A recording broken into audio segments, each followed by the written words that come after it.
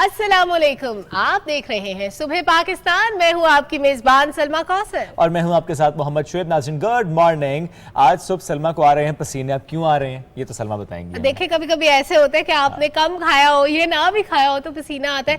मशवरे तो हम सबको देते हैं, लेकिन हम भूल जाते हैं कि हमने खुद भी खाना था। शुएब, इससे पहले कि मैं भूल जाऊं, एक फ्रेंड को मैंने कल बर्थडे विश करनी थी, लेकिन अनफॉर्चुनेटली नहीं कर सकी। और ऐसा नहीं कि आप करना नहीं चाहती थी, आपका प्लान था शो के एंड पे करने का, लेकिन बस फिर कुछ लाइव न्यूज वगैरह आ रही थी हमारे पास, मैं नहीं कर सकी। Shoaib, thank you for saving मी। और उसके बाद मेरी फ्रेंड नाराज हो गई। हैप्पी बर्थडे अफशा, आपका बर्थडे कल था। हैप्पी बिलेटेड बर्थडे, जिए हजारों साल, आपको बहुत सी कामयाबियां मिले। तो अब हम अपनी खबरों की बात कर लेते हैं। अगर ये बर्थडे विश ना होती तो बड़ा काम खराब तो ये होना चाहिए कि वो केक लेकर यहाँ पर आए। हाँ, वैसे हमारे सेट पे आना चाहिए केक और पूरी टीम को मिलना चाहिए। बिल्कुल ठीक है, चलें जी, let's wait for that cake. लेकिन बात हम करेंगे मौसम की। मौसम कहाँ पर कैसा है इसकी बात करते हैं। कल भी जिक्र हमने किया था कि तकरीबन पूरे पाकिस्तान में बारिश हो रही थी। कल इस्लामाबाद में तो तकरीबन पूरा दिन ही बारिश का सिलसिला जारी रहा। इतनी तेज बारिश किसी किसी वक्त हुई कि वाकई जो बात इससे पहले की थी ना 2 डेज बैक के इस्लामाबाद में अर्बन फ्लड का खदशा है, तो वाकई वो दुरुस्त साबित हो सकता था अगर ये बारिश न रुकती। लेकिन वक्फे के बारिश से चीज़ें कुछ बेहतर हो जाती हैं। एनीवेज, आज भी कहा जा रहा है कि बलूचिस्तान, सिंध, पंजाब, खैबर पख्तूनख्वा, गिलगित बल्तिस्तान एंड कश्मीर, यहाँ पर तेज़ हवाएं भी चलेंगी। गरज चमक के साथ बारिश का भी इम्कान है, कहीं पर मूसलाधार बारिश हो सकती है। अब अल्लाह करे ये बारिश रहमत की हो, ये हमेशा हमारी दुआ भी होती है। एनीवेज, बात हम करेंगे बारिश के बाद होने वाली सूरत हाल की, जो कि गुज़श्ता कई हफ्तों से जारी है। बिल्कुल, गुज़श्ता कई हफ्तों से हम देख रहे हैं कि बलूचिस्तान का रोज हम जिक्र करते हैं, क्योंकि वहां पे जो हमारे बहन भाई मुश्किल में है, उनको इस वक्त हमारी मदद की जरूरत है। गवर्नमेंट भरपूर सपोर्ट कर रही है, वहां पे लोगों को जितना फैसिलिटेट किया जा सकता है, अद्वियात, खैमे, राशन, हर चीज फराहम की जा रही है। लेकिन जब अपना घर नहीं रहता तो ये बड़ी तकलीफ की बात होती है। तो इस बात का मुकम्मल इदराक है जनाब हमारी मैनेजमेंट को, हमारी गवर्नमेंट को। वज़ीर-ए-आज़म मोहम्मद शहबाज शरीफ ने कल एक मीटिंग हेड की है और उसमें उन्होंने कहा कि सैलाब मुतासरीन की बहाली हमारी तरजीहात में शामिल है। जब तक आखिरी सैलाब मुतासरा शख्स को भी रिलीफ नहीं मिल जाता, तब तक मैं चैन से नहीं बैठूंगा। और इसके अलावा जो तरीक़ाकार है रिलीफ का, रेस्क्यू का, उसमें जब तक शफाफियत नहीं पैदा की जा सकती, तब तक मामलात बेहतर तरीके से आगे नहीं बढ़ सकते। इसके अलावा वज़ीर-ए-आज़म ने एक कमेटी बनाई थी जो कि नुकसानात का तखमीना लगाना था, जिसने उससे भी उन्होंने कल फीडबैक लिया है कि अभी तक की क्या रिपोर्ट्स है और आइंदा जो रिलीफ का काम है उसको मजीद तेज करने की हिदायत भी पीएम ने की है, ताकि जितने भी तबाहशुदा घर हैं, जो कि 22,000 से ज्यादा हैं तकरीबन, और इसके अलावा जो इंफ्रास्ट्रक्चर है, कई किलोमीटर सड़कें हैं जिनको नुकसान पहुंचा है, बहुत सी जानें चली गई। 200 से ज्यादा लोग हैं, 202 या 3 लोग हैं जिनकी जान चली गई। इसमें उस पर भी वज़ीर-ए-आज़म ने गहरे दुख का इजहार किया। जाहिर है जो जिंदगियां चली गई उनका अजाला मुमकिन नहीं है, लेकिन जो लोग जिंदा हैं लेकिन मुश्किल में हैं, उनकी मदद हम कर सकते हैं, कर भी रहे हैं। और इसमें हमें कम्युनिटी लेवल पे भी काम करने की ज़रूरत है। दोस्तों के साथ, रिश्तेदारों के साथ मिलके, या जो वेलफेयर ऑर्गेनाइजेशंस काम कर रहे हैं उनको चाहिए कि वो इस वक्त वहाँ पे जाएं। डॉक्टर्स की टीमें ऑलरेडी मौजूद हैं, हमारे इदारे, रेस्क्यू के जितने इदारे हैं, इसके अलावा जो हमारी फोर्सेज हैं वहाँ पे मौजूद हैं, फेडरल गवर्नमेंट मौजूद है, प्रोविंशियल गवर्नमेंट अपने एंड से सपोर्ट कर रही है। लेकिन जब मुश्किल होती है तो सबको साथ देना पड़ता है। बिल्कुल ऐसे ही है। और इसमें जो आपने कहा ना कि जो मियां मोहम्मद शहबाज शरीफ साहब ने कहा कि जब तक आखिरी सैलाब मुतासर शख्स को इमदाद नहीं पहुंच जाती वो चैन से नहीं बैठेंगे।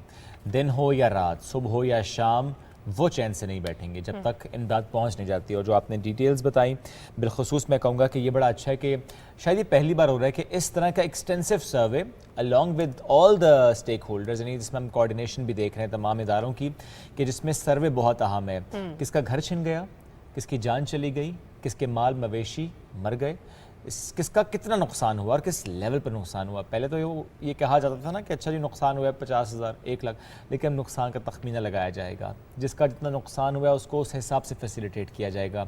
यही रियासत का काम होता है, रियासत उस तरीके से काम कर रही है।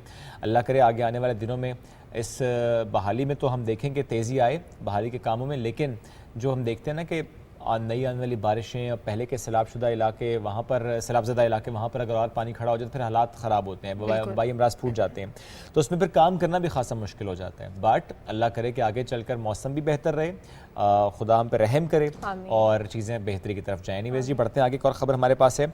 वज़ीर-ए-आज़म शहबाज शरीफ से पाकिस्तान में अक़वाम मुत्तहिदा के रेजिडेंट कोऑर्डिनेटर जुलियन हार्नेस ने इस्लामाबाद में मुलाकात की। इस मुलाकात में इस्लामाबाद में जो है वो अक़वाम मुत्तहिदा की पायदार तरक्याती फ्रेमवर्क है, ग़ज़ाई तहफ़्फ़ुज़ है और सैलाब से बचाव और माहौलियाती निज़ाम की जो बहाली है, इस समेत मुख्तलिफ ऐसे शोबे इन पर ताउन पर तबादला ख्याल किया गया। वज़ीर-ए-आज़म ने UN के चार्टर के जो मकासद हैं, जो उसूल हैं, इनके हवाले से कहा गया कि जो पुख्ता अज़्म है उसका मयादा भी करते हैं और कहा है कि पाकिस्तान में क़याम अमन, इंसानी हमदर्दी की सरगर्मियाँ, मौसमी तब्दीली और पायदार तरक्की के लिए जो अक़वाम मुत्तहिदा से मुकम्मल ताउन है वो किया जा रहा है और 2030 के पायदार तरक्की अहदाफ के उसूल के लिए अक़वाम मुत्तहिदा के अहम किरदार को खासा सराहा गया है। वज़ीर-ए-आज़म साहब ने कहा है कि जो हालिया सैलाब से मुतासर इस वक्त अज़ला हैं, वहाँ पर जो तबाही हुई है इस पर हम अफसोस का इजहार भी करते हैं और मुतासर इलाकों के जो रिलीफ की फराहमी वो हुकूमत की अवलीन तरजीह है। UN के रेजिडेंट कोऑर्डिनेटर ने कोविड से मुताल्लिक कहा कि इसमें हम देख रहे हैं कि जो मुसलसल हिमायत है बहुत अहम है और मुसलसल हिमायत हम जारी रखेंगे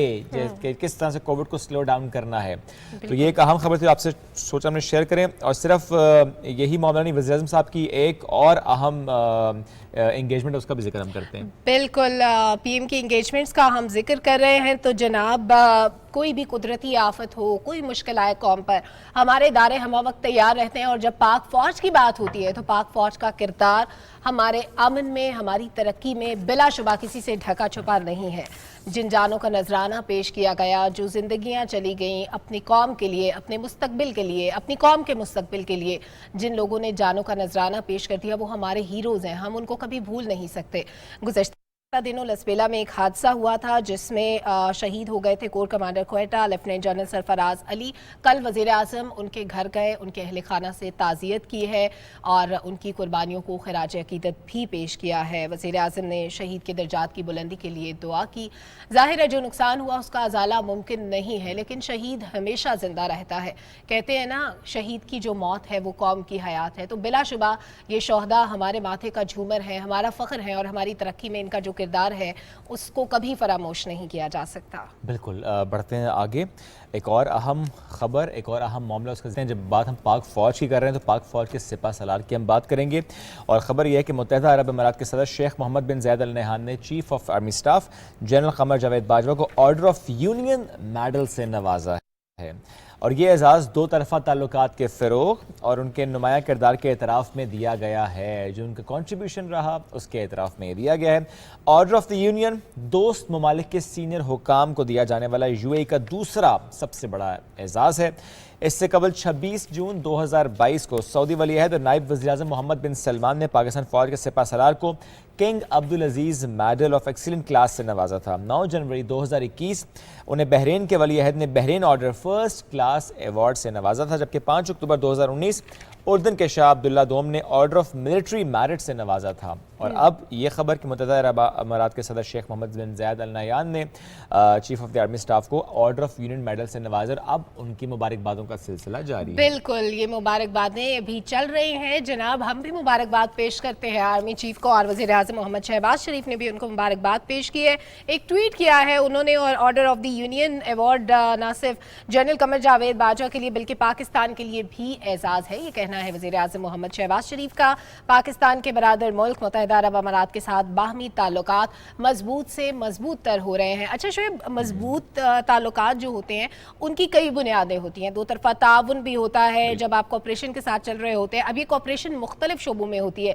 दफाई शोबे में तो बिलाशुबा है, हमारे जो आर्मी चीफ हैं उनका बरतानिया में जाके उनकी जो परेड थी उसमें मेहमान खुसूसी बनना वो बड़े एजाज़ की बात थी, अभी उनको अवार्ड मिला है। बिलाशुबा जहाँ जहाँ पाकिस्तान का फ्लैग होता है, पाकिस्तान की रिप्रेजेंटेशन होती है, वो हमारे लिए फ़ख्र की बात होती है क्योंकि पाकिस्तान हमने बार बार जिक्र करते हैं, अगस्त का महीना चल रहा है तो बड़ी कुर्बानियों के बाद हासिल किया था। ये जो कुर्बानियाँ हैं ये कभी रायगा नहीं जाने देंगे और इसके लिए हमने बड़ी स्ट्रगल की है। हमारी स्ट्रगल की एक बड़ी दर्दनाक एक तारीख है जिसको हम कभी नहीं कर सकते। वक्तन फ़वक्तन हम इसका जिक्र भी करते रहते हैं और आने वाले वक्त में भी करते रहेंगे, ना सिर्फ अगस्त में बल्कि हर महीने में इसका जिक्र करेंगे कि हमने कहाँ कहाँ मुश्किलात को फेस किया, हम कितनी मुश्किलों से गुजर कर तरक्की के जीने बतदरीज चढ़ते गए और आज हम इस मकाम पे है कि दुनिया हमें मानती है, पहचानती है, हमारे काम को एक्नॉलेज करती है, हमारी कुर्बानियों को एक्नॉलेज करती है। तो जनाब आर्मी चीफ को ये जो एजाज़ मिला है ये बहुत मुबारकबाद हमारी तरफ से, सुबह पाकिस्तान की टीम की तरफ से, गवर्नमेंट ऑफिशियल्स की तरफ से भी उनको मुबारकबादों का सिलसिला जारी है और अल्लाह करे कि पाकिस्तान के नाम इस तरह के और भी एजाज़ आए और भी इस तरह के मेडल्स मिले और भी इस तरह के जो अवार्ड्स होंगे वो हमारा सर यूं ही फ़ख्र से बुलंद करते रहेंगे। एग्जैक्टली, लेकिन एक अवार्ड ऐसा है जो हम सब एज अ सिटीजन पहन सकते हैं वो अवार्ड किया है, वो इन हालात में एहतियात करने के बाद पहनने वाला अवार्ड है, जो कि वाकई आप खुद को पहनाएंगे अगर आपने वाकई वो काम कर लिया जो कि एक रिस्पॉन्सिबल सिटीजन को करना चाहिए। आई एम टॉकिंग अबाउट कोविड-19 यानी 2019 दिसंबर में आने वाला वायरस। अब हम इस वक्त अगस्त 2022 में हैं। हाँ। अगर इस वक्त भी वेव्स उस तवातुर से आ रही हैं, अगर इस वक्त भी ग्राफ ऊपर जा रहा है, अगर इस वक्त भी जाने जा रही हैं, अगर इस वक्त भी हम देखते हैं कि हमारे ही फैमिली मेम्बर्स मुतासर हो रहे हैं, तो इसका मतलब है हम कहीं ना कहीं नहीं, बहुत सी जगहों पर गलतियां और कोताहियां कर रहे हैं। बिल्कुल। जिस वक्त ग्राफ नीचे जाता है हम सब एक दूसरे की तारीफ करते हैं, एज अ नेशन हम सेलिब्रेट करते हैं कि हमने वाकई SOPs पर अमल दरामद करके बताया कि हम बहुत ही समझबूझ रखने वाली कौम है। लेकिन अगर इस वक्त भी यानी 2-2.5 साल हो गए, अगर स्टिल कोविड की वेव्स आ रही हैं, चूँकि ऐसा नहीं है कि पूरी दुनिया में आ रही है, कुछ मुल्क में वाकई ऐसा है कि वेव्स अब नहीं उस तरीके से आ रही, ग्राफ नीचे चला गया।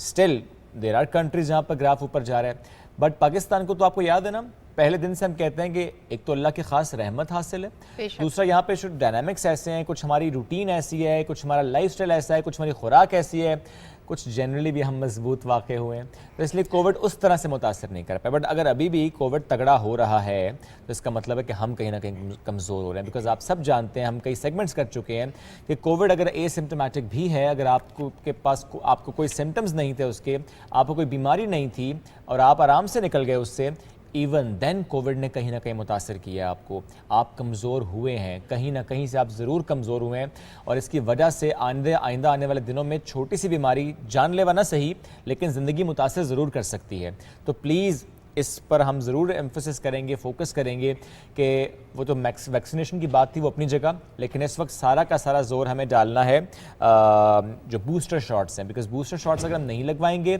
अगर घबराएंगे, डरेंगे, खौफ खाएंगे कि बूस्टर शॉट नहीं लगवाना हमें, क्योंकि बूस्टर शॉट से मुतालिक शुरू में ये चीज़ें कुछ अटैच हो गई थी कि बूस्टर के बाद आपकी 1-2 दिन तबीयत थोड़ी सी ख़राब होती है। जनरली भी देखें, कहा जाता है ना कि वैक्सीनेशन आप कराते हैं, बच्चों को देख लें, जब पैदाइश के बाद जो रूटीन इम्यूनाइजेशन होती है उसके बाद हम बच्चों को पैराडोल भी देते हैं, सिकाई भी करते हैं, चूँकि थोड़ा सा 1-2 दिन तबीयत ख़राब होती है, बुखार होता है।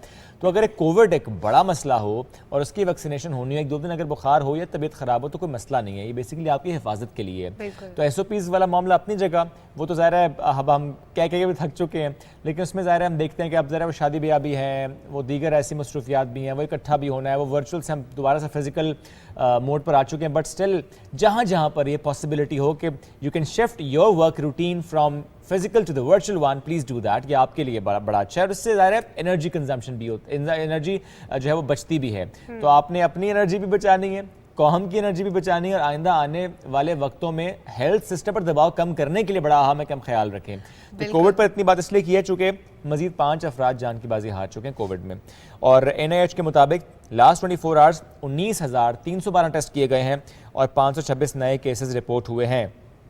2.72 जो है इस वक्त शरह है, यानी पॉजिटिविटी रेशो है।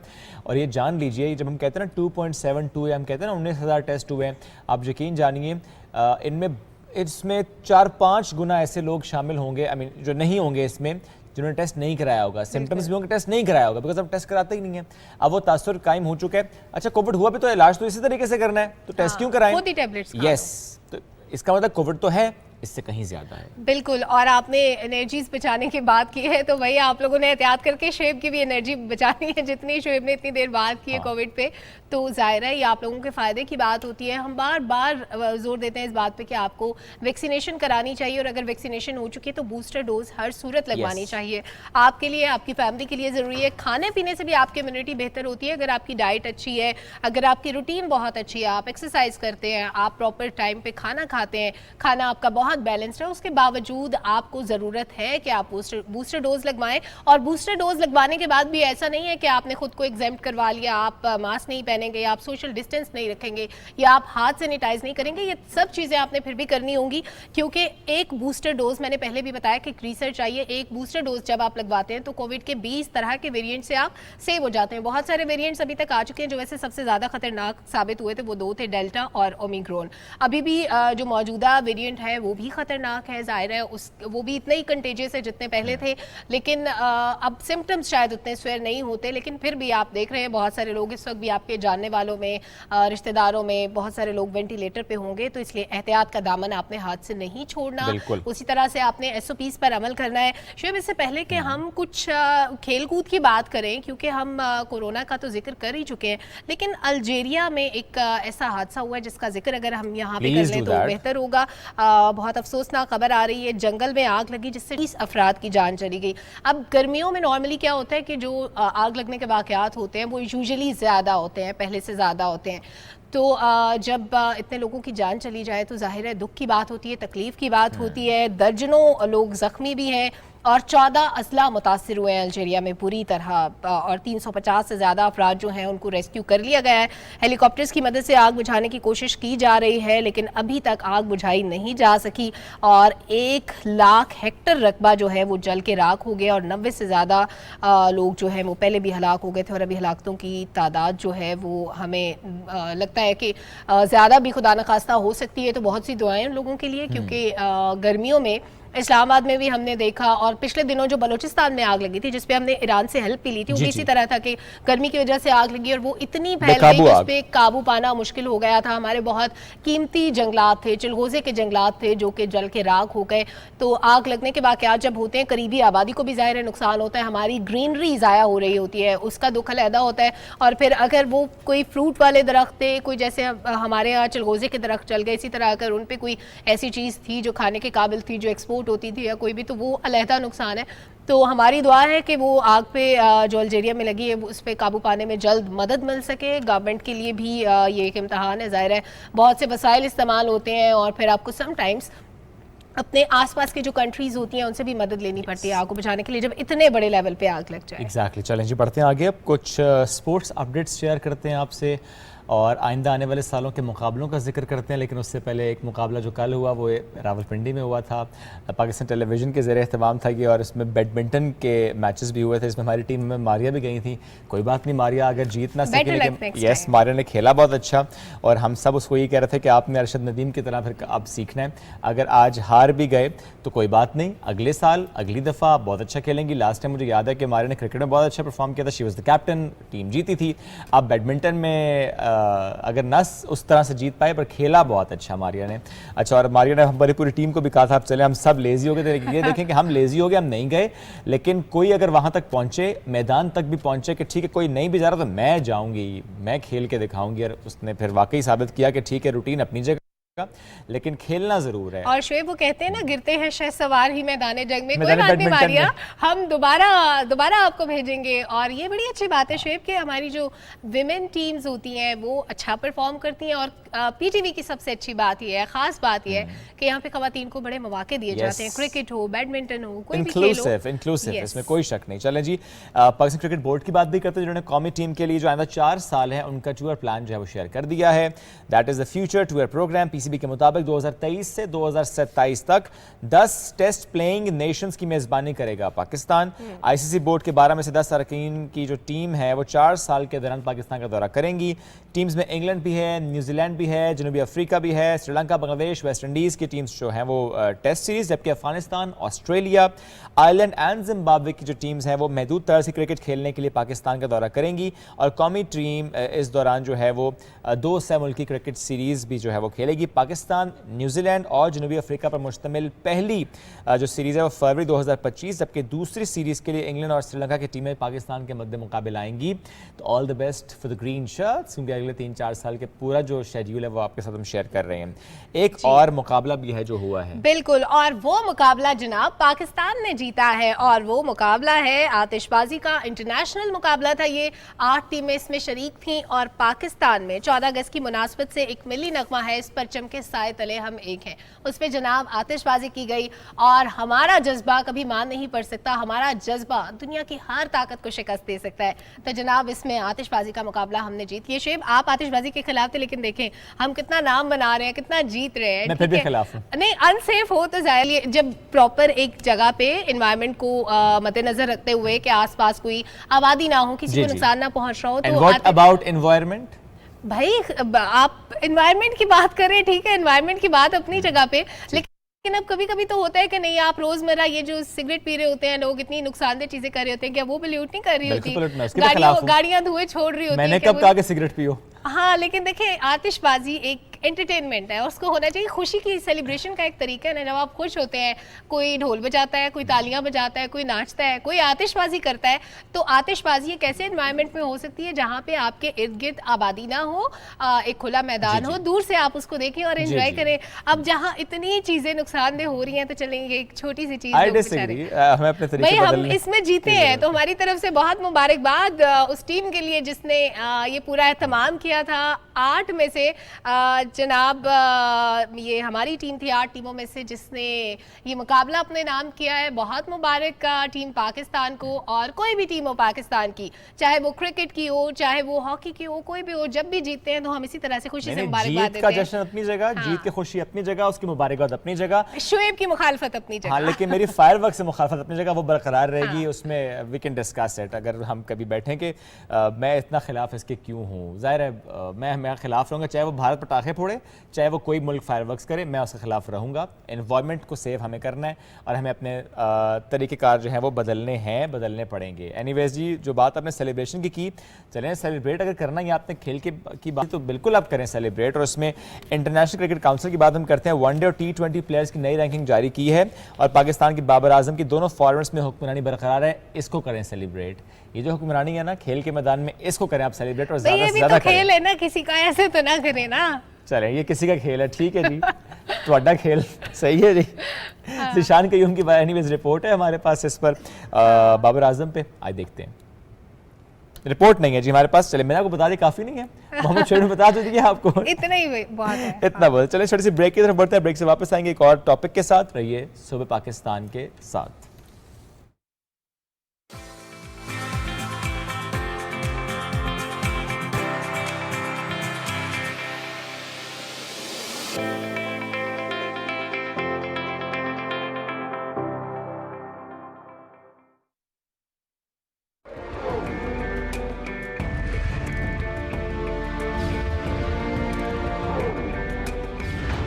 पाकिस्तान की दास्तान, इसके लिए की गई जद्दोजहद और इसका हुसूल रहती दुनिया तक इंसानों के लिए रहनुमा रहेगी कि किस तरह अजीम मुश्किलात से नबुर्द आसमां हुआ जाता है।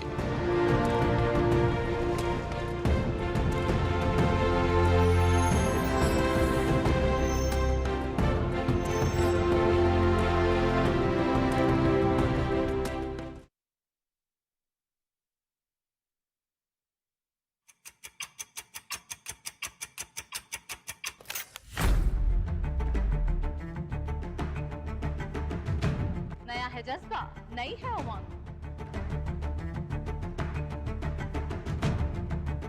खबर के साथ उस पर हो इजहार ख्याल। देखनी होगी दरामद से बरामद तक की सूरत हाल। कौन सी करेंसी है अप, कौन सी डाउन?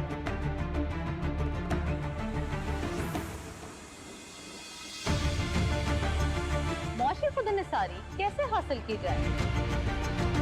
रखते हैं नजर रियल एस्टेट से लेकर कमोडिटीज के उतार चढ़ाव तक। बिजनेस की होगी बात माहिरीन के साथ।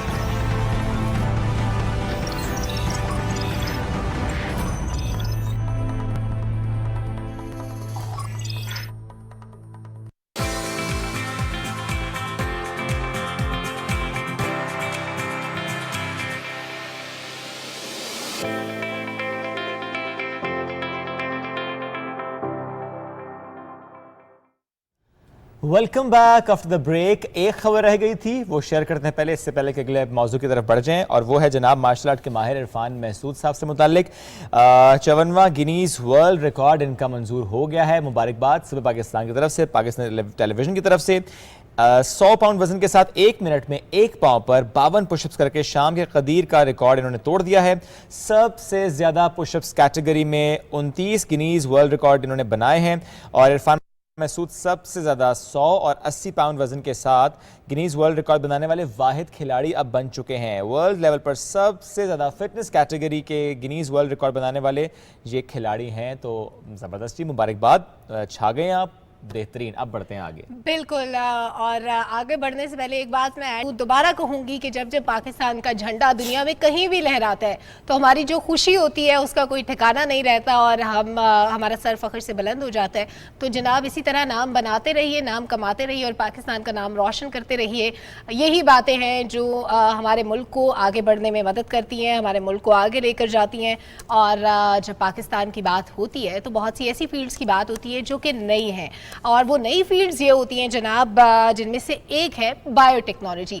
अब ये क्या है पाकिस्तान में, इसका स्कोप क्या है, इस पे आज हम बात करने वाले हैं क्योंकि एज अ सब्जेक्ट तो इसको पढ़ाया जाता है कि बायोटेक्नोलॉजी क्या है। इवन मैट्रिक की बुक में जब हम पढ़ते थे बायो एक सब्जेक्ट होता था, लेकिन इट्स अ फील्ड।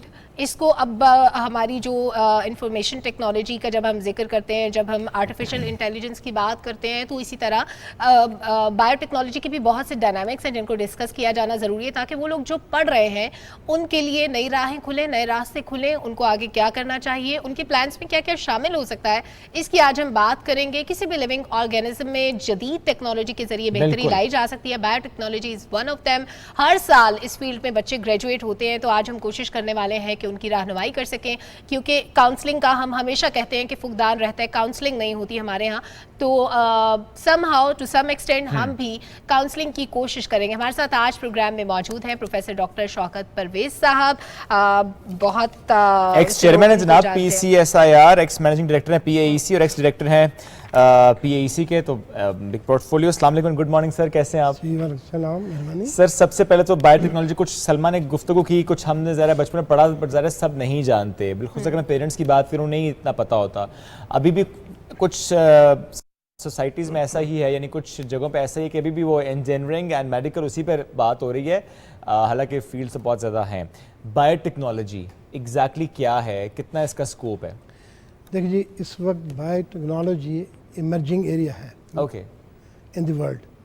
अच्छा, the world biotechnology, bio stand for life and technology stand for technology. Right. तो इसकी डेफिनेशन में ये आता है कि बायोलॉजी का सिस्टम कोई भी है, उसमें मैक्रोज भी हैं, एनिमल्स हैं, उनका टेक्नोलॉजी के साथ ट्रीट करके या डील करके हम उसमें से वेरियस प्रोडक्ट बना लेते हैं। ठीक। और उसके बाद ज़ाहिर उसकी कमर्शलाइजेशन होती है। तो दैट इज़ प्रिसाइज बायोटेक्नोलॉजी। इसमें बहुत सी इंटीग्रेटेड सब्जेक्ट आते हैं। इसमें जनाब बायोकेमिस्ट्री है, इसमें माइक्रोबायोलॉजी भी है, इसके प्रोसेस इंजीनियरिंग भी है, केमिकल इंजीनियरिंग भी है। It's a consortium of different subjects is called biotechnology. ये इसकी वेरी ब्रीफ डेफिनेशन है या तारीफ। अब स्कोप पे आ जाते हैं सर। इसका स्कोप सर अगर पाकिस्तान में देखें तो काफ़ी सारा है, क्योंकि अभी हमारी market, production market towards biotechnology is still urgent, you know. But अगर आप वर्ल्ड की बात करें तो at least I think more than 70 billion $US का बिजनेस है इन दी बायोटेक्नोलॉजी का। बल्कि इन 2000 में जब देख रहा था 2024 से 25 तक it will be double, almost 150 billion $US के बिजनेस है, जिसमें फार्मास्यूटिकल प्रोडक्ट हैं, बायो फार्मास्यूटिकल आई वुड से। ये आप ग्लोबल मैं ग्लोबल कर रहा हूँ, पाकिस्तान के रेफरेंस से मैं भी बात करता हूँ। अगर ग्लोबल के जस्ट इसमें बताना चाह रहा हूँ कि कौन कौन सी एरिया है इसमें। ठीक है, ठीक है। बायोटेक्नोलॉजी कहाँ के अप्लाई होती है। अच्छा, जिसमें इंडस्ट्रियल बायोटेक्नोलॉजी, जिसमें डिफरेंट प्रोडक्ट बनाए जाते हैं, जिसमें एंटीबायोटिक हो गया, आपके एंजाइम। एक्चुअली पहले एंटीबायोटिक बनाई जाती कन्वेंशन तरीके से, अभी भी पाकिस्तान में ये है एक्टिव इंग्रेडिएंट ले लेते हैं, एक्सपोर्ट कर लेते हैं। हमारे पास कोई ऐसी एक्टिव इंग्रेडिएंट रॉ मटेरियल बनाने का अरेंजमेंट नहीं है, स्टिल नहीं ऑल गट। हम सारा मटेरियल इंपोर्ट कर रहे हैं ऑलमोस्ट। उसको फिर पैकिंग करते हैं, फिर उसको मार्केट करते हैं। मगर अब जो बायोटेक्नोलॉजी का ये कि हम यूज़ करते हैं मैक्रोब्स।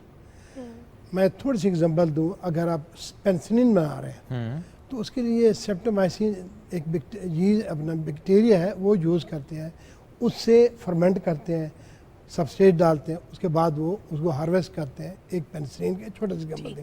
इस तरह अगर मैं बायोएथनॉल की बात करूँ, बायोएथनॉल भी यही है कि उसको ऑर्गेनिज्म यूज़ करते हैं, यीस्ट यूज़ करते हैं, उसको फर्मेंट करते हैं, उसका रॉ मटेरियल मोलेसेस जो कि पाकिस्तान में सरप्लस है। पाकिस्तान में ऑलमोस्ट मेरे ख्याल 80 इंडस्ट्री हैं जो शुगर इंडस्ट्रीज़ हैं। तो तो 20 उनमें से डिस्टिलेशन करती हैं।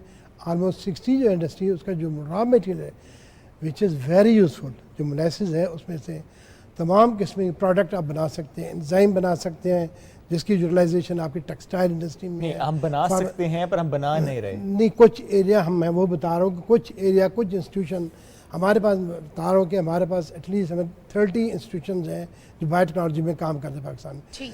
और हम लोगों ने पाकिस्तान में बहुत से इंस्टीट्यूशन ऐसे टेक्नोलॉजी डेवलप कर चुके हैं।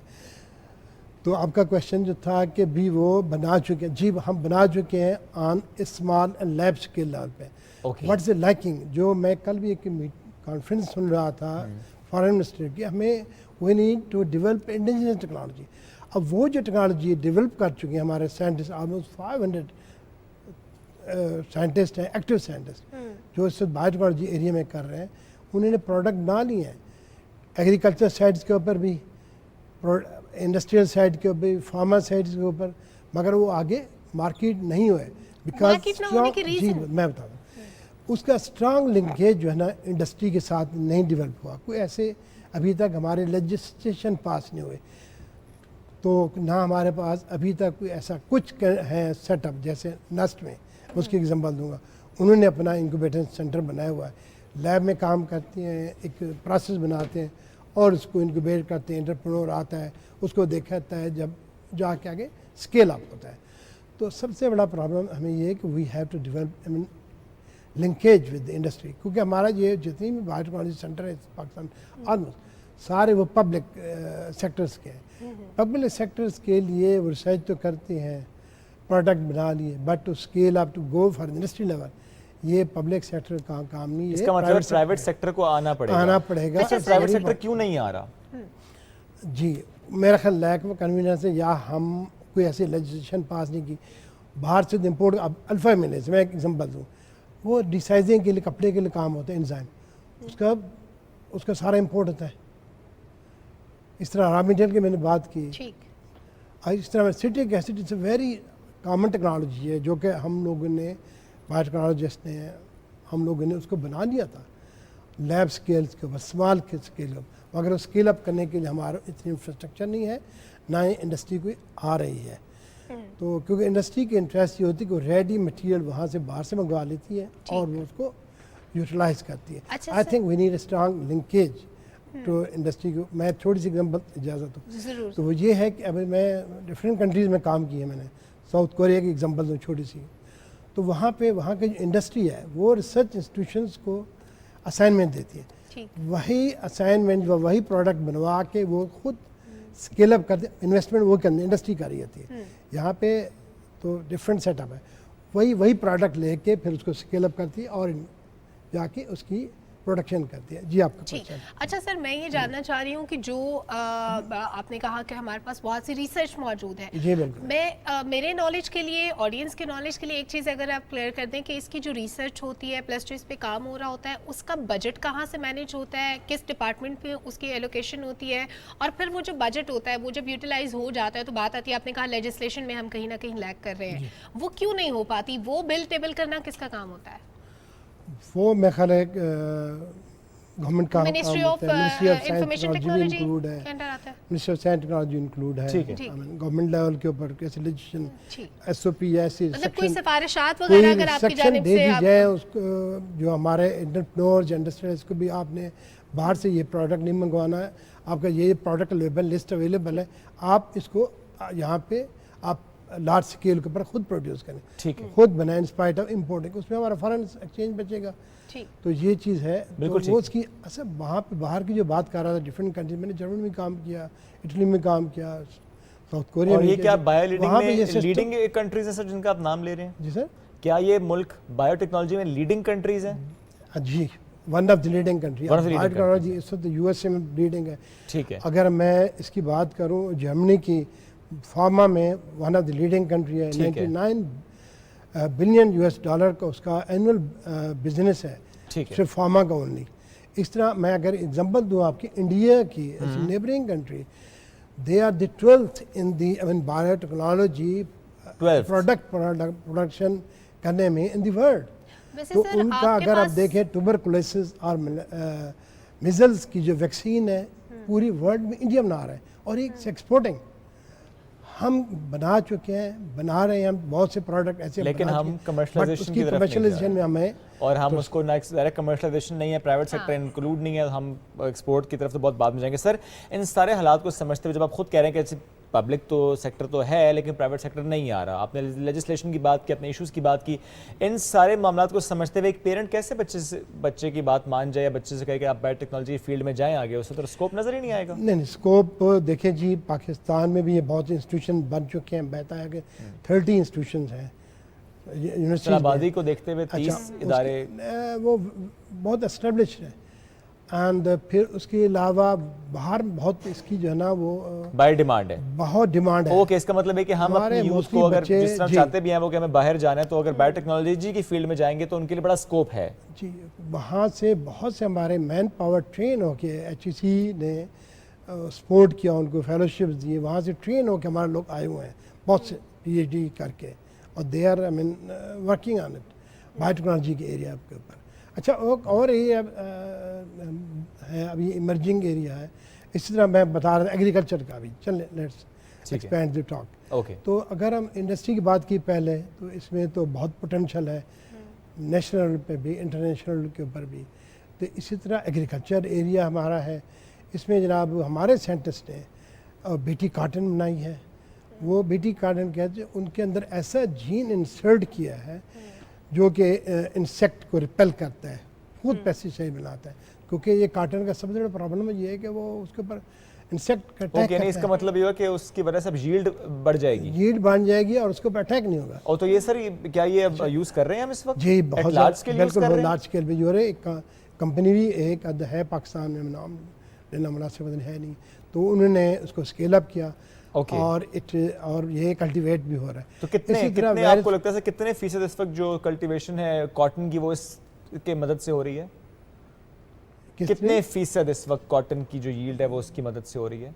एग्जैक्टली फिगर मेरे जहन में नहीं। रफली अगर हम बात कर रफली सकें, आई थिंक जो कॉटन एरिया है स्पेसिफिकली ये हमारा है जी साउथ पंजाब एंड सिंध का एरिया, उसमें नॉट लेस देन 70% में बीटी कॉटन। अच्छा, क्योंकि sir last year if I am not wrong तो तमाम जो फसलें हैं उनकी यील्ड अच्छी थी except cotton, because of the resistance, उनमें पेस्ट रेजिस्टेंस की वजह से। और अभी ये भी मसला हल हो जाएगा? ये हल हो जाएगा। अभी इसको भी अगेन आई वुड से कि अभी इसको लार्ज स्केल के ऊपर इसकी वो करना है, प्रोडक्शन करनी है, और इसके ऊपर बहुत ज़्यादा काम अभी भी करना है। No इसी doubt, तरह sir. अपना वायरस फ्री पोटैटो भी हमारे ही साइंटिस्ट ने बनाए हैं। ओके, वायरस फ्री बनाना, पोटैटो। वायरस फ्री बनाना, क्योंकि उसमें बहुत ज़्यादा वायरस टैग। अगर आप वायरस की बात करें, मैं एक इमर्जिंग, मेरी इजाज़त है, जी जी जी, इमर्जिंग टेक्नोलॉजी इस वक्त जो सेफ एंड अल्टरनेटिव टेक्नोलॉजी इस वक्त in the country and the world आ रही है, वो I would say probiotic technology. This is the area.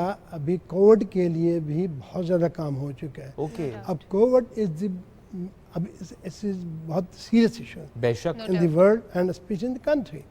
उसका वैक्सीन तो बूस्ट अभी आप भी बता रहे थे लगवाना चाहिए, इम्यूनिटी बढ़ती है, बट नेचुरल तरीके से आप जो है ना यूजिंग द मैक्रोब, जो बेनिफिशियल मैक्रोब है जो हमारे इंटेस्टाइन में, हमारी बॉडी में गुड available है। बैक्टीरियाज, गुड बैक्टीरिया, उनको प्रोबायोटिक, प्रोबीन फॉर लाइफ। इसके अगेंस्ट होते हैं बैड बैक्टीरिया जिसको पैथोजेनिक कहते हैं। यही प्रोबैक्टीरिया, स्पेसिफिक बैक्टीरिया जो है ना वो यूज़ कर रहे हैं चाइना में, एज लीड ले रहे हैं, safe and alternative medicine court में। अच्छा, और ये सब चाइना में यूज हो रहा है सर अभी? इसी साइड पे रिसर्च कर रहे हैं, काफ़ी अहेड है। अच्छा, उसका ये मैकेनिज्म होता है, उसका फंक्शन ये जो प्रोबायोटिक्स है, जब आपके अंदर अटैक होता है वायरस का, वो उसको पकड़ लेता है। ओके, जी, क्योंकि वायरस का अटैक आपके मोस्टली सांस के जरिए बिल्कुल जाते ठीक हैं, है। लगते रहते हैं। वो बैक्टीरिया जब अवेलेबल होंगे, स्पेसिफिक बैक्टीरिया जो प्रोबायोटिक है, जो उसके वायरस को अटैक, वो अटैक करेंगे। फिर दूसरा उसका सबसे बड़ा फंक्शन है, वो हमारी इम्यूनिटी, मेन चीज़ है कोविड के लिए इम्यूनिटी बूस्ट करनी है, स्ट्रॉन्ग इम्यूनिटी है, बिल्कुल ऐसे ही are safe from the Covid. तो वो इम्यूनिटी को, इनर्ट इम्यूनिटी को जो बूस्टअप करता है, उसमें एंटीबॉडी जो है ना वो बनाता है। तो एक इसके अलावा वायरस को जो वो खुद ऐसे केमिकल बनाता है जिसमें बैक्टीरियोसिन है, जिसमें हाइड्रोजन पेरोक्साइड है, जिसमें लैक्टिक एसिड वो खुद प्रोड्यूस करता है और वो जाके ना उसके ऊपर वायरस के ऊपर अटैक करता है और वायरस से किल हो जाता है। इसमें ये प्रिवेंशन भी है, सेफ भी है, इमरजेंट एरिया है। सही। ये इस तरह वो कोलेस्ट्रॉल के ऊपर है, यही एरिया कोलेस्ट्रॉल के ऊपर है। कोलेस्ट्रॉल का अब यूज़ होती है ड्रग बहुत सी, बस people are using this probiotic, specific probiotic for controlling the cholesterol. जो कोलेस्ट्रॉल दो तरीके से बनता है, एक बनता है जी लिवर से आता है या आपकी फूड से आता है, और ये जाता है आपके स्टमक में और भी जाते हैं स्मॉल इंटेस्टाइन में। उसके बाद जो दो किस्म के कोलेस्ट्रॉल होते हैं, एक होते हैं जी बैड कोलेस्ट्रॉल जो आपके, एक होता है गुड कोलेस्ट्रॉल। तो बैड कोलेस्ट्रॉल उसमें रह जाता है और जो good cholesterol, but we need a cholesterol LDL HDL जो हाई डेंसिटी लिपोप्रोटीन, ये बैड कहा जाता है, लो डेंसिटी लिपोप्रोटीन LDL कहा जाता है। तो ये जनाब वो उसमें जो स्पेसिफिक बैक्टीरिया है जिसको हम कहते हैं जी प्रोबायोटिक बैक्टीरिया, जिसमें बाइफिडो बैक्टीरिया में बैसिलस बैक्टीरिया, वो स्पेसिफिक बैक्टीरिया की कैप्सूल लेते हैं, वो हमारे स्मॉल इंटेस्टाइन में जाके जो बैड कोलेस्ट्रॉल होता है उसके ऊपर अटैक करते हैं, उसमें एंजाइम सिक्रीट होते हैं, बाइल साल्ट रिड्यूसेज एंजाइम, और वो ब्लड स्ट्रीम में वापस नहीं जाता, वो आउट हो जाता through your faeces. These are the new technology which is biotechnology के एरिया की है। इसी तरह आपका जो है ना बायोटेक्नोलॉजी से साइंटिस्ट ने जो है ना वो विटामिन BA जो ब्लेंडनेस होती है बच्चों में, उसका राइस में इंसर्ट किए जीन। अब राइस जो है ना गोल्डन राइस उसको कहते हैं, उसमें जनाब विटामिन A की डेफिशिएंसी जिन बच्चों में होती है उनको वो राइस दिया जाता है। दीज आर द एरिया जो बायोटेक्नोलॉजी अचीवमेंट है। बहुत सारा काम सर हो चुका है, जैसे आपने मतलब number of things you are saying कि हम उस पर काम कर चुके हैं, रिसर्च मौजूद है। अब ये जो रिसर्च होती है ये पॉलिसी मेकर्स तक पहुंच क्यों नहीं पाती, हर्डल क्या है बीच में? पॉलिसी मेकर तक पहुंच चुकी लार्ज है स्केल का इशू और हर्डल भी मेरा ख्याल नहीं है, मगर मेरा ख्याल है कि जो लेजिस्लेशन होनी चाहिए। सर लेजिस्लेशन तभी होगी ना, उन तक चीजें जाएंगी, वो देखेंगे, वो पहुंच जाती हैं, रिपोर्ट पहुंच जाती है, प्रोडक्शन वो रिपोर्ट नहीं आती है। तो मेरा ख्याल अब मेजर्स लिए जा रहे हैं इस जो काफ़ी मतलब अभी हम कदम बढ़ा रहे हैं कदम कि बढ़ा हम रहे इस हैं फील्ड में और भी काम कुछ करें। एरिया में हम लोग उसको लार्ज स्केल पे लेके जा रहे हैं। कुछ अभी पाइपलाइन, जैसे लार्ज स्केल में किस चीज़ को हम लेकर गए हैं, थोड़ा सा अगर आप एक्सप्लेन कर सकें। हमने कुछ इंडस्ट्री को हमने कुछ दिए थे, कुछ स्ट्रेन दिए थे उसके एथेनॉल प्रोडक्शन के। अच्छा, आप फार्मास्यूटिकल की बात कर रहे हैं? नहीं हाँ, वो थी इंडस्ट्री हमारी डिस्टिलरीज इंडस्ट्री। अच्छा, दूसरा जो मैं बताना चाह रहा था बायोटेक्नोलॉजी अचीवमेंट, हमारा जितनी ये म्यूनसिपल वेस्ट है, आपका जितनी भी एग्रीकल्चर वेस्ट है, इससे आप बहुत से कंट्रीज़ जो है बायोटेक्नोलॉजी के ज़रिए से वो एनर्जी बना रहे हैं, फ्यूल बना रहे हैं। अच्छा, इसका फिर करें कैसे करें, बट द पॉइंट इसके अंदर ये बनाते हैं यीस्ट, उसको फर्मेंट मोलाइसिस के साथ फर्मेंट करके यीस्ट बना लेते हैं। बट एग्रीकल्चर मटेरियल वेस्ट जो है, म्यूनसिपल वेस्ट को कैसे कहते हैं, उसके अंदर एंजाइम होते हैं जो उसको जो अपना एग्रीकल्चर मटेरियल है, वेस्ट है, उसको डिग्रेड करते हैं और वही डिग्रेड कर शुगर बनाते हैं और इटसेल्फ वो शुगर आपके फर्मेंट करके एथेनॉल बनाई जाती है। ये इस वक्त भी बड़ा ज़बरदस्त ट्रेंड है इस वक्त वर्ल्ड में। और हम अगर करें तो हमारे लिए तो करना इसलिए भी आसान है कि हमारे पास जो पॉपुलेशन, जो हमारे लाइफस्टाइल है, तो हमारे लिए रॉ मटेरियल का तो इशू है ही नहीं। बिल्कुल नहीं, मसला सिर्फ इंडस्ट्री लगाने का है।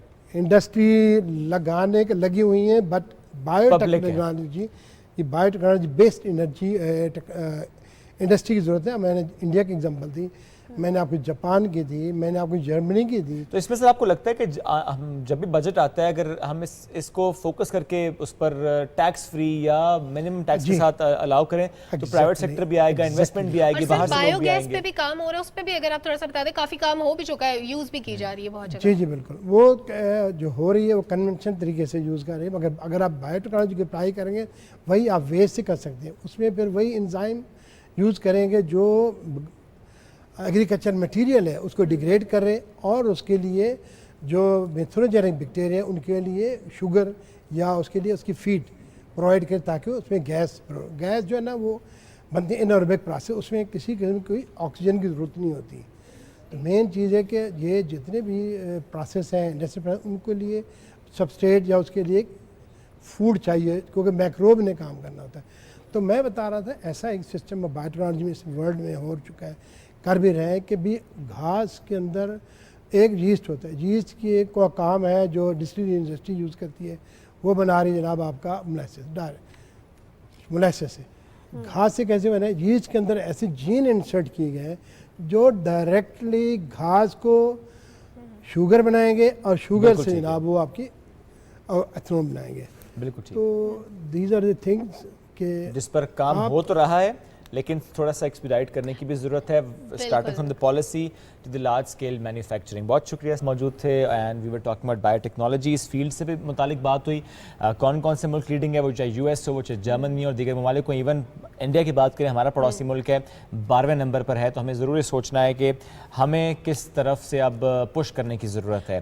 लेजिस्लेशन हो या लार्ज स्केल मैन्युफैक्चरिंग की बात हो, जिसमें हम देखते हैं कि बजट में मैं ज़रूर ये कहूँगा कि इंसेंटिव एंड सब्सिडी होनी चाहिए ताकि इन्वेस्टमेंट भी आए, डॉलर्स तो आए लेकिन इंडस्ट्री भी लगे, और ये बेसिकली ये this is for our ecosystem. और बहुत सारी ऐसी चीज़ें जिनमें सब्सिडीज भी दी जा रही हैं, बहुत सारा काम भी हो रहा है शुएब। लेकिन जब जैसे आपने पहले भी बोला कि स्टूडेंट्स के लिए स्कोप होना चाहिए, तो होता क्या है कि एक शहर में एक यूनिवर्सिटी हर साल बहुत सारे स्टूडेंट्स वहाँ से ग्रेजुएट होकर निकल रहे होते हैं। अब देखें, एक ह्यूमनली पॉसिबल नहीं है कि एक यूनिवर्सिटी से निकलने वाले अगर 5 साल में 500 या 5000 स्टूडेंट्स निकल रहे हैं तो 5000 लोगों को अकोमोडेट करना मुश्किल है। उनके लिए अल्टरनेट तरीके, जैसे आपने कहा कि प्राइवेट सेक्टर को स्टेप फॉरवर्ड करना चाहिए। हर फील्ड में हम कहते हैं कि प्राइवेट सेक्टर की इन्वॉल्वमेंट बहुत ज़रूरी है। जो लोग जिनकी अफोर्डेबिलिटी भी है, जो बिजनेस पॉइंट ऑफ व्यू से सोचते हैं, जो इंटरनेशनल इन्वेस्टर्स हैं, इवन उनको भी स्टेप फॉरवर्ड करना चाहिए। प्राइवेट सेक्टर में जब हम कहते हैं कि लोग आ गए हैं, तो ज़रूरी नहीं कि वो पाकिस्तान के अंदर मौजूद हों। हमारे जो ओवरसीज़ पाकिस्तानी हैं वो भी स्टेप फॉरवर्ड कर सकते हैं, वो भी कंट्रीब्यूट कर सकते हैं, इन्वेस्ट कर सकते हैं। ज़ाहिर है उनके लिए भी एक अच्छी अपॉर्चुनिटी होगी, और जो हमारी यूथ है उनके लिए एम्प्लॉयमेंट के मौके भी होंगे, और हमारे लिए जो डाइवर्सिटी है डिफरेंट फील्ड्स की वो भी बढ़ेगी। एग्जैक्टली। छोटी सी ब्रेक की तरफ बढ़ेंगे, न्यूज़ ब्रेक, वापस आएंगे दीगर मौज़ूआत के साथ। रहिए हमारे साथ।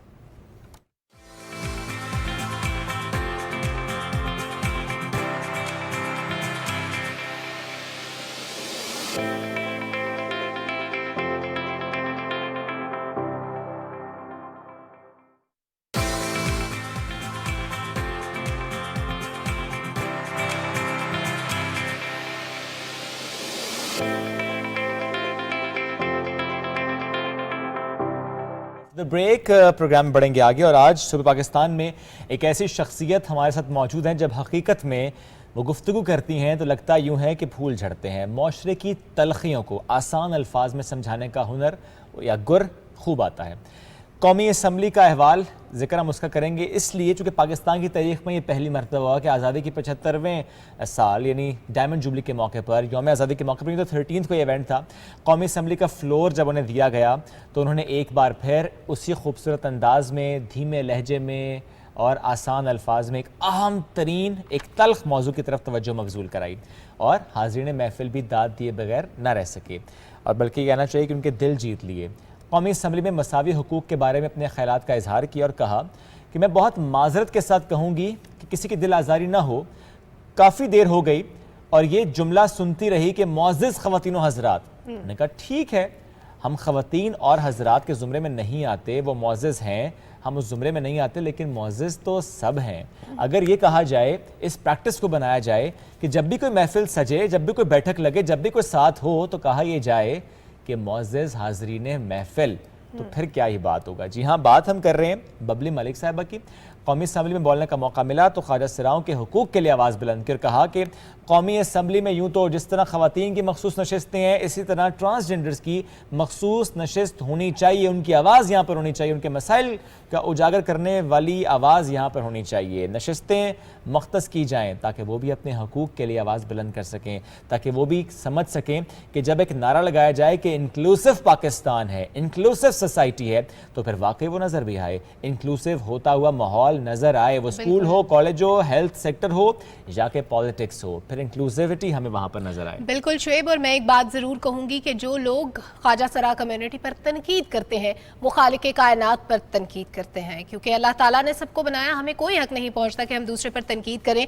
हमारे यहाँ चंद एक ऐसे नाम है जिनका मैं ज़रूर जिक्र करूँगी। अलमास मूबी का बहुत नाम, एक एजुकेटेड ख्वाजा सरा, इसके अलावा डॉल्फिन के अगर हम बात करें, उन्होंने इंजीनियरिंग की डिग्री हासिल कर रखी थी। बबली मलिक, जिनको हमने असेंबली के फ्लोर पे बोलते हुए देखा, जो कि आज हमारे शो सुबह पाकिस्तान में हमारी मेहमान है, स्काइप के थ्रू हमारे साथ मौजूद है। बबली मलिक साहिबा, बहुत शुक्रिया, आपने पाकिस्तान टेलीविजन न्यूज़ के लिए वक्त निकाला। कैसी हैं आप? मैं बिल्कुल ठीक ठाक हूँ। बिस्मिल्लाहिर्रहमानिर्रहीम। तमाम नाज़रीन को अस्सलाम वालेकुम। मैं बिल्कुल ठीक हूँ जी, बहुत शुक्रिया। वालेकुम सलाम। आप यकीन जानिए, जब आखिरी बार आपसे मुलाकात यहाँ पर तब भी बहुत अच्छा लगा, जब भी आपको कहीं सुनते हैं बहुत ही अच्छा लगता है। मैं जानना चाहता हूँ उस दिन, उस मौके पर, यूँ तो हम तो एक जुमला ही सुन पाए चूँकि वही वायरल हुआ, बाकी क्लिप्स तो हम तक पहुँच ना पाए। मैं चाहता हूँ ज़रा उस दिन का जिक्र तो कीजिए, उस इवेंट का अहवाल बताइए, उस मौके का, क्योंकि पहली मरतबा हुआ ऐसे इवेंट पे इस तरह फ्लोर दिया जाना और उस पर फिर आपकी आवाज़, थोड़ा सा उस दिन का ज़रूर जिक्र कीजिएगा। जी, यहाँ पे यही कहूँगी कि after 75 years finally transgender community reached a parliament. और ये चीज़ बड़ी अच्छी है कि वो ऐवान जहाँ बैठ के अवाम पाकिस्तान के लिए बेहतर सोचा जाता है और बहुत से ऐसे फैसले किए जाते हैं जो आने वाले वक्त में पाकिस्तानी कम्युनिटी के लिए ज़रूरी हैं, वहाँ पे एक ट्रांसजेंडर रिप्रेजेंटेटिव को इनवाइट किया गया पार्लियामेंट विमेन कॉकस की तरफ से, और उसको बाकायदा मौका दिया गया फ्रंट सीट पे कि आप बैठें और आके अपनी राइट्स की बात करें। और यहाँ पे मैं मशकूर हूँ जनाब स्पीकर की, जिन्होंने तहम्मुल से सुना, ना सिर्फ सुना बल्कि मेरी दरख्वास्त पे गौर किया। और जब उन्होंने ये लफ्ज़ अदा किया, मोअज़्ज़िज़ हाज़रीन, तो आप यकीन करें कि मुझे लगा कि हाँ, मैं शनाख्त के साथ साथ इज्जत का हक भी रखती हूँ, क्योंकि मैं ट्रांसजेंडर कम्युनिटी पाकिस्तान। बिल्कुल। अच्छा बबली, आपने जिस तरह से असेंबली के फ्लोर पे बात की, ख्वाजा सराओं के लिए अलहदा नशिस्त का मुतालबा किया, बिल्कुल ठीक बात है, रिप्रेजेंटेशन होनी चाहिए ताकि आप अपने लोगों की वेलफेयर के लिए काम कर सकें। और पहली बार ऐसा भी हुआ कि हमने सुना ख़वातीनों हज़रात के बजाय स्पीकर ने हाजरीन का लफ्ज़ यूज़ किया। बिल्कुल होना चाहिए था, क्योंकि ज़ाहिर है ख्वाजा सरा हमारे माशरे का अहम हिस्सा है। आपको ये करेज कैसे मिली, ये हौसला कैसे मिला कि असेंबली के फ्लोर पे जाएं, अपनी कम्युनिटी के लिए बात करें, आवाज़ उठाएं? क्योंकि इससे पहले बहुत से लोग ऐसे थे जो टीवी पे आते थे, पढ़े लिखे थे, लेकिन इस तरह से बात नहीं करते थे। देखिए, आपकी जो लाइफ की जर्नी होती है ना, उसमें बड़ी पावर होती है। जब आप रोज निग्लेक्ट किए जाते हैं, रोज लोग आपको डिवैल्यू करते हैं, आपको रिस्पेक्ट नहीं मिलती, तो एक टाइम वो आता है कि जब आपकी ये सब चीजें आपकी पावर बन के सामने आती हैं। मेरे साथ भी कुछ ऐसा ही है कि मैंने सोसाइटी का वो हर पहलू फेस किया है जहाँ पे मेरे लिए कोई जगह नहीं। और फाइनली मैं जब ऐवान में पहुंची और जाके वहाँ पे बात की, तो दिल में एक ही बात थी कि यहाँ पे बबली मलिक की बात नहीं है, यहाँ पे ट्रांसजेंडर कम्युनिटी पाकिस्तान की बात है, यहाँ पे हमारे हक की बात है। और ये वो बात है जिसको 75 ईयर्स पहले हो जाना चाहिए था, लेकिन अगर 75 साल हमें सुनने का इंतजार करना पड़ा कि हमें सुना जाए, तो मैं कहती हूँ कि अब तो टाइम आ चुका है कि जब आपने सुन लिया है तो अब इस पे अमल पैरा हो। और मुझे जनाब स्पीकर से बड़ी तवक्कुआत वाबस्ता हैं, जितना धीमा उनका लहजा था और जितने खलूस और प्यार से उन्होंने हमारी बात सुनी और जितनी मोहब्बत से वो उसके बाद भी पेश आए, तो मुझे ये उम्मीद है अपनी तमाम पॉलिटिकल पार्टी से और जनाब स्पीकर से कि वो इस चीज़ के ऊपर भी नोटिस लेंगे कि वाकई ही सेनेट के अंदर और पार्लियामान के अंदर ट्रांसजेंडर कम्युनिटी रिप्रेजेंटेटिव के लिए नशिस्त मुकर्रर होनी चाहिए। क्योंकि जब तक किसी कम्युनिटी के लोग वहाँ पे बैठ के अपनी कम्युनिटी की बात नहीं करते, बात सुनी नहीं जाती। आप वहाँ पे डिसेबिलिटी वाले लोगों के लिए सीट मुकर्रर करें, आप वहाँ पे जैसे मर्दों खवातीन की सीट मुकर्रर हैं, वैसे ही जब आप ट्रांसजेंडर कम्युनिटी की सीट मुकर्रर करेंगे, तो आप यकीन करें, मैंने पार्लियामेंट में भी ये दरख्वास्त की, अभी भी कह रही हूँ कि आप पाकिस्तान का एक बहुत रोशन चेहरा देखेंगे, क्योंकि पाकिस्तान में बनने वाला ट्रांसजेंडर प्रोटेक्शन एक्ट 2018 पूरी दुनिया में एक मिसाल है। उसी तरह अगर हमारा पार्लियामेंट ये फैसला कर ले तो ये भी दुनिया के लिए एक मॉडल होगा, मिसाल होगी। बिल्कुल, ये बहुत अहम बात है। अगर ये फैसला हो जाता है आइंदा आने वाले कुछ दिनों में या कुछ हफ्तों में, कुछ महीनों में, चूँकि ज़ाहिर है ये एक बड़ा फैसला है, और अगर ये हो जाता है तो इसके दूर असरात मुरतब होंगे। और आपने बड़ा दुरुस्त कहा कि दीगर मुल्कों के लिए एग्जाम्पल सेट हो जाएगी। बबली, एक बात और, सारी बातें अच्छी आपने कर दी, लेकिन जो अंदाज़ होता है ना, तारीफ़ उसकी बहुत ज़्यादा होती है, और आपके अंदाज़ की बहुत तारीफ़ हो रही है। धीमा सा लहजा है, लफ्ज़ों का चुनाव बहुत अच्छा है, ज़बान पे बड़ी ग्रिप है आपकी, ये कैसे है? ये मेरे अल्लाह की नेमत है। उसने मुझे ये लबो लहजा अता किया है और वक्त के साथ साथ सीखा भी है कि जितना आप तहम्मुल रखते हैं, जितना पुरसकून होकर बात करते हैं, माशरे में उतनी ही बात असरअंदाज करती है। चीखना चिल्लाना हम लोगों रोज सुनते हैं, तो जो चीज हम रोज सुनते हैं वो हम कैसे लोगों को आगे सुनाएं, क्योंकि मेरी तो वाह। कम्युनिटी घर से निकल के घर वापस आने तक यही चीजें फेस करती है। लेकिन हमने ये माशाल्लाह, अहद किया है कि हम अच्छे माशाल्लाह, तरीके अल्लाह से ताला बात ने बहुत नफासत अता की है आपके लहजे में। बबली, ख्वाजा सरा कम्युनिटी की एजुकेशन के हवाले से हम हमेशा बात करते हैं, जिक्र करते हैं, लेकिन चंद एक लोग हमें पढ़े लिखे नज़र आते हैं। ज़्यादातर तालीम पे तवज्जो नहीं दी जाती। रोज़गार के मौके हासिल करना ज़ाहिर है मुश्किल होता है, जब तालीम नहीं होगी तो रोज़गार के लिए मुश्किलात पैदा होंगी। एजुकेशन के हवाले से आपको क्या लगता है, क्या होना चाहिए, क्या अभी तक हो चुका है, मज़ीद क्या करने की ज़रूरत है? देखिए, एजुकेशन की जहां तक बात है, ये तो पार्ट ऑफ लाइफ है और बल्कि एक ऐसा हिस्सा है जिंदगी का जिसके बगैर आप तरक्की कर ही नहीं सकते। अब मसला ये है कि आप ओवरऑल अगर सिनेरियो देखते हैं तो वो है एक्सेप्टेंस, अवेयरनेस, कि जो पाकिस्तान का हमारा कल्चरल जो वैल्यूज हैं वो कहीं ना कहीं ट्रांसजेंडर कम्युनिटी को एक्सेप्ट नहीं कर पाते। एक तो ये बहुत बड़ा इशू है।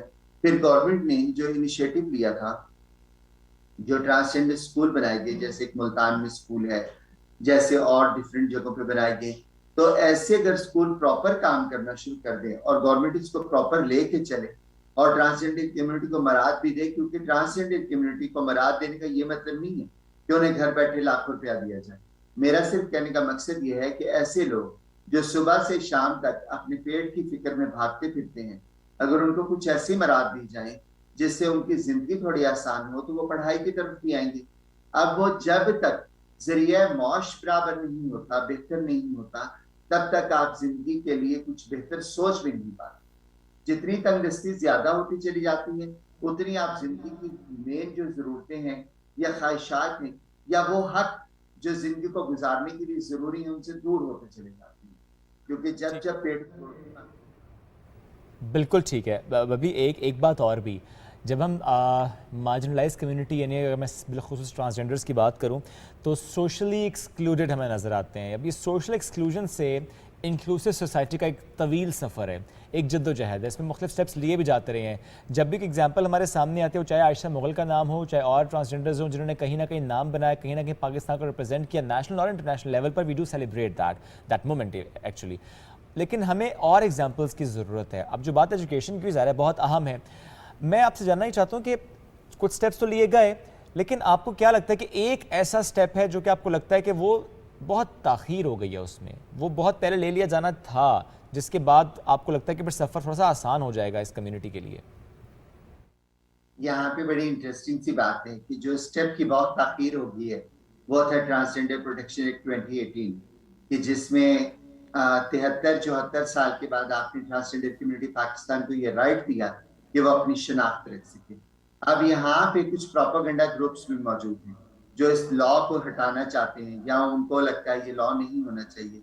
पता नहीं उनको इससे क्या प्रॉब्लम है, हालांकि इसमें कोई ऐसी चीज भी नहीं, आप लोग भी पढ़ के देख सकते हैं। और फिर मैं कहती हूँ कि यहाँ पे सबसे पहले मीडिया में ऐसे लोग जो ट्रांसजेंडर कम्युनिटी को एज एंटरटेनमेंट अपने शोज में बुलाते हैं और अपनी तालीम और तरबियत और इतनी हाई क्वालिफाइड होने के बावजूद भी वो एक तबके को तंज़ो मजाक का बाइस बनाते हैं।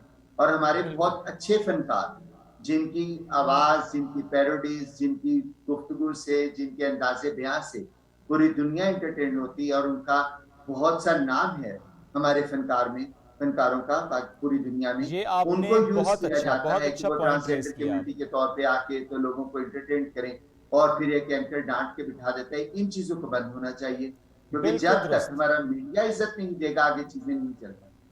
ये बात बहुत अच्छी, ये बात बहुत वैलिड, चूँकि आपने गुफ्तगू भी कर दी, लेकिन कितनी खूबसूरती के साथ आपने उस एंकर का नाम नहीं लिया, हालांकि सब जानते हैं आपने किस इंसिडेंट का हवाला भी दिया। ये बड़ा, इसमें ज़रा चैनल की पॉलिसीज़ हमें ज़रूर बात करनी चाहिए, प्राइवेट चैनल की पॉलिसीज़ इस पर बननी चाहिए। ऐसे एंकर्स को, ऐसी टीम्स को लिटरली बैन करना चाहिए जो इस तरह के कॉन्टेंट को प्लान करते हैं। बस आखिर में एक जुमला, सेंसस कितना अहम है, गिना जाए, काउंट किया जाए, ट्रांसजेंडर्स को कितना इंपॉर्टेंट है? सेंसिस के लिए तो पहले आपको हमें राइट देना होगा ना, शनाख्त के साथ साथ एक्सेप्टेंस और अवेयरनेस भी देनी होगी। ठीक है, अब जैसे मैं अगर जेंडर एक्स का कार्ड है तो उसके ऊपर आप किसी भी अरेबिक कंट्री में विजिट नहीं कर सकते, कोई रिलीजियस प्रैक्टिस किसी भी अरेबिक कंट्रीज में जाके अदा नहीं कर सकते, ना मैं सऊदीया जा सकती हूँ क्योंकि उनका जो सिस्टम है वो अपडेटेड नहीं है। तो पहली तो आपकी तवज्जुह से ये रिक्वेस्ट करूंगी कि हमारी गवर्नमेंट को चाहिए वो एक ऐसा स्टेप ले कि वाकई हमें दी गई शनाख्त इंटरनेशनली एक्सेप्ट हो, और स्पेशली जो हमारी रिलीजियस प्रैक्टिसेस की जगह हैं, चाहे उनमें सऊदी अरेबिया है, चाहे ईरान है, ज़ियारात के लिए लोग जाना चाहते हैं तो वो चीज़ें नहीं हो पा रही, इसीलिए सेंसस भी कंप्लीट नहीं हो पा रहा। क्योंकि जब आप किसी भी कम्युनिटी को शनाख्त देते हैं और उसको 101% कंफर्म करते हैं तो उसके बाद लोग उसमें रजिस्टर्ड होते हैं और आपके सेंसस की। बिल्कुल, बहुत खूबसूरत बात आपने की बबली कि आपको तमाम कम्युनिटीज़ को जिस तरह गिना जाना ज़रूरी है, सेंसस इज़ वेरी इंपॉर्टेंट। इसी तरह अगर ख्वाजा सरा कम्युनिटी को गिना नहीं जाएगा, शुमार नहीं किया जाएगा, तो वसाइल उस तरह से फराहम नहीं किए जा सकेंगे, और वसाइल की तकसीम जब होती है तो सेंसस का बड़ा अमल दखल होता है, बड़ा रोल होता है। बहुत शुक्रिया बबली मलिक, आज आपने पाकिस्तान टेलीविजन न्यूज़ को वक्त दिया और हम बातें की, अपने खूबसूरत अंदाज में की, और हम चाहते हैं कि जो ख्वाजा सरा कम्युनिटी है उनकी एजुकेशन के लिए काम हो, उनकी वेलफेयर के लिए काम हो। चंद लोग मिलके चेंज ला सकते हैं, लेकिन वो अपने एंड से कोशिश कर सकते हैं, उनके साथ बाकी लोगों को भी हम आवाज़ होना होगा। स्पेशली उनकी जो ख्वाजा सरा कम्युनिटी है उनके लिए बहुत ज़रूरी है कि वो बबली मलिक का साथ दें, क्योंकि बबली उन्हीं के हुकूक के लिए आवाज़ उठा रही है। और इसमें जो उनका आखिरी जुमला था सलमा, वो बहुत अहम था, अहम भी था, और उसमें छुपी आप तकलीफ को अगर महसूस कर सकें। अगर शनाख्त नहीं होगी, अगर आईडी कार्ड नहीं होगा, अगर पासपोर्ट नहीं होगा, ट्रैवल ही नहीं कर पाएंगे। किसी ने मक्का मदीना जाना हो, किसी ने ज़ियारात के लिए जाना हो, जा नहीं पाएगा। ज़िंदगी भर का ख्वाब होता है किसी किसी का, ज़ियारात का पूरा नहीं हो पाता। चलें बढ़ते हैं आगे एक और टॉपिक की तरफ, और वो टॉपिक आज हमारा एज एंटरप्रेन्योरशिप है, यानी कितनी अहम है। हम जॉब क्रिएशंस की बात करते हैं, हम जॉब ढूंढने वालों की बात भी करते हैं कि कैसे वो जॉब ढूंढने वाले अगर थोड़ा और मेरे जैसा बंदा अगर फूड लवर हो तो वो अपना होटल बना ले, मतलब एक अच्छा सा, और कुछ नहीं ना, बहुत ज्यादा पैसे नहीं है तो वो बहुत बड़ा रेस्टोरेंट नहीं बना सकता, छोटा सा चाय का ढाबा बना ले, कैफे बना ले, और बर्गर शर्गर बनाए, खुद भी खाए और सेल करके पैसे तो मिलेंगे। फिर नाम होगा सलमा बर्गर अली। सलमा पकोड़े अली, ऐसा नाम भी होगा। क्या पता इतने अच्छे पकोड़े आप बनाए, इतने अच्छे बर्गर आप बनाए। वैसे मेरी बेगम कहती है शेफ चाय वाला भी हो सकता है, I'm not talking नहीं, about मैं होऊंगा लड्डू बिरयानी, बिकॉज हमारा एक हम सोचते हैं लड्डू बिरयानी के लिए आपको मेरे जैसी सेहत चाहिए शेफ, इतनी कम सेहत के साथ लड्डू बिरयानी नहीं हो सकती भाई। नहीं, वो बेगम ने बनाना है ना, उनका आइडिया ये, हम एग्जीक्यूट कराएंगे इसको। चलें जी, बात हम जो कह रहे हैं ना कि डिफरेंट आइडियाज मार्केट में आते हैं, हिट हो जाते हैं, वो अपनी जगह, लेकिन आज हमारा मौजू ये है कि कम सरमाए के साथ, या कितना कम कितनी कम इन्वेस्टमेंट हो तो आप एक कैफ़े या रेस्टोरेंट खोल सकते हैं, और किन चीज़ों का आपको ख्याल रखना चाहिए, और कैसे आप एक कामयाब बिजनेसमैन या एक बड़े रेस्टोरेंट के मालिक बन सकते हैं। इस पर बात करने के लिए आज प्रोग्राम में हमें ज्वाइन करें वकार चट्टा साहब, उन्हें वेलकम करते हैं। अस्सलाम वालेकुम जी, कैसे हैं आप? वालेकुम सलाम जी, अल्लाह का शुक्र। चट्टा साहब, कहाँ से आगाज़ हुआ आपके सफ़र का? मैंने तकरीबन 6-7 साल पहले रेस्टोरेंट स्टार्ट किया इस्लामाबाद से, बड़े छोटे लेवल से हमने स्टार्ट किया। कितना छोटा लेवल था? 7 टेबल्स थे टू स्टार्ट ऑफ विद। ये इतना वैसे छोटा नहीं था, काफी है। 7 टेबल 7 to 4 लोगों का एक टेबल नॉर्मली होता है, तो उस लेवल से स्टार्ट किया था। With what investment? उस टाइम पे काफ़ी कम थी, अराउंड 20-25 लाख। किस ईयर की बात हो रही है ये? 2014 14-15। उस वक्त वैसे 20-25 लाख बहुत पैसे थे, पैसेज ऑफ टाइम महंगाई हुई है, लेकिन उसका काफ़ी इन्वेस्टमेंट जी उस टाइम ही। मगर अगर उस टाइम के हवाले से भी देखा जाए तो अमूमन रेस्टोरेंट्स या कैफ़े स्टार्ट करने के लिए एक मिसकंसेप्शन तो नहीं कहूँगा, it depends on your business model कि आप उसको किस तरह से परसू करना चाहते हैं। अब छोटे लेवल से हमने जब अपना रेस्टोरेंट पहला स्टार्ट किया तो हमारे मेन्यू में 2 या 3 आइटम्स थे टोटल।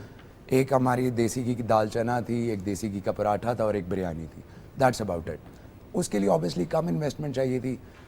उसमें जो जगह हमने बेसिकली ये जो इन्वेस्टमेंट इनिशियली हुई थी वो एक पुराना रेस्टोरेंट ही था, वही टेक ओवर किया था। उसको जो पे ऑफ करने के लिए पैसे लगे थे और चंद नई चीज़ें लेने के लिए, यानी कि टेबल कुर्सियाँ उसमें वही पहले वाली ही पड़ी हुई थी।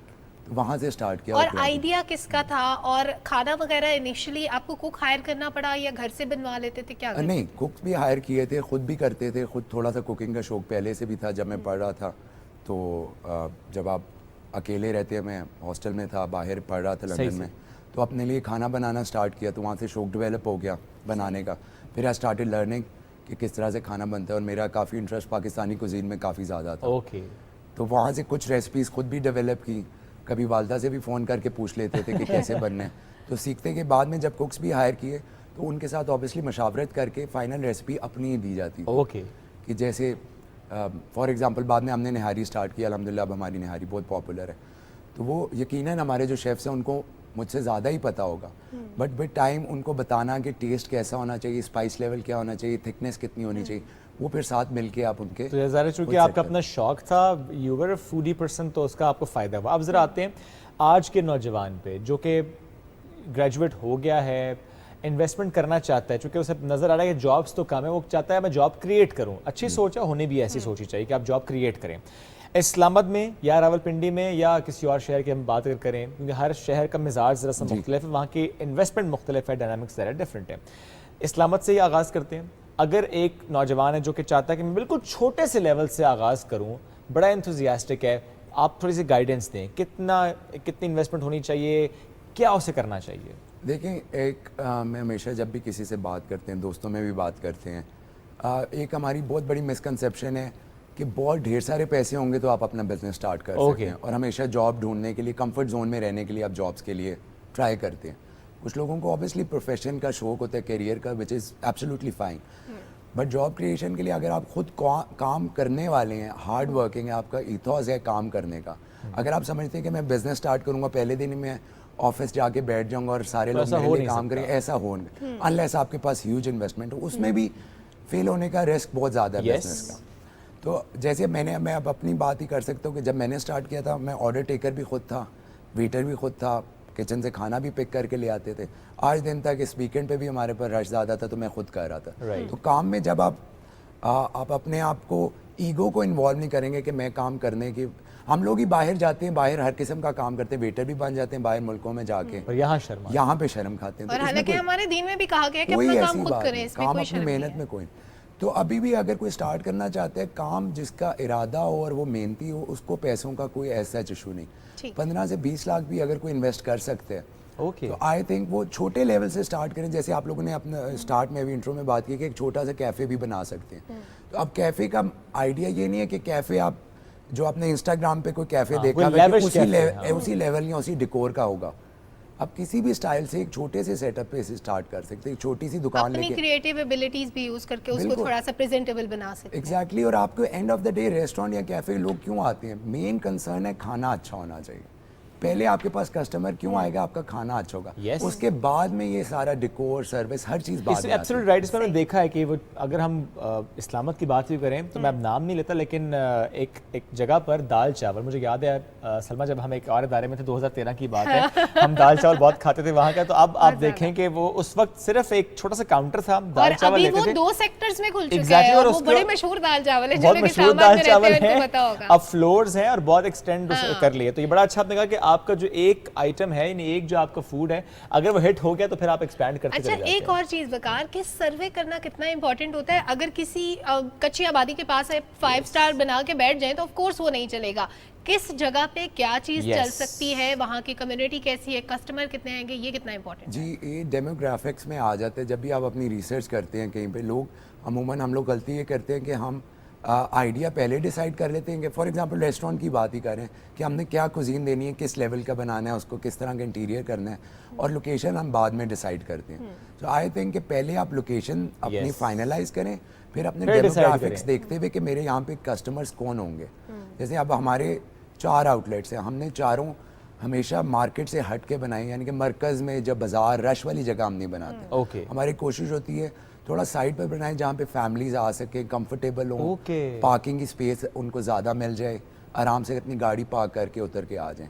तो वो फिर हम पहले लोकेशन सिक्योर करते हैं, डिसाइड करते हैं, उसके बाद मेन्यू को डेवलप करते हैं। ठीक है, तो ये लोकेशन इज़ वेरी इंपॉर्टेंट। अगर आपके 4 आउटलेट्स हैं और 4 डिफरेंट जगहों पर है तो क्या चारों का मेन्यू डिफरेंट है? नहीं, सेम है। सिर्फ एक में थोड़ा सा डिफरेंट, 95% सेम है, 5% डिफरेंट किया। अगेन जो आपने बात की वो F6 में है, तो वहाँ पे Demand for एक different लंच क्राउड ज़्यादा है तो उसको केटर करने के लिए थोड़ा सा हमने ट्वीक किया अच्छा, बस। एक और चीज़ कि जैसे एक से दूसरी जगह पे आप कहते हैं कि आपका मेन्यू सेम होना चाहिए, क्या प्राइस डिफरेंस भी आता है? क्योंकि आपकी जो लोकेशन होती है, जो प्रॉपर्टी की कॉस्ट होती है, वो तो बढ़ जाती है ना जब आप किसी Yes. बड़े सेक्टर में बना रहे हैं और एक छोटी जगह बना रहे हैं। यानी F7 के दाल चावल महंगे होंगे और I8 के सस्ते होंगे। बिल्कुल इसी तरह होते नहीं, हैं देखिए I8 भी आपके बड़ा महंगा है, नहीं, मैं अंडरएस्टिमेटिंग है, बहुत मैंने महंगा वैसे है। एग्जांपल दी है। आपकी बात बिल्कुल सही है कि मुख्तलिफ जगहों के मुख्तलिफ वो ओवरहेड्स आपके आ जाते हैं।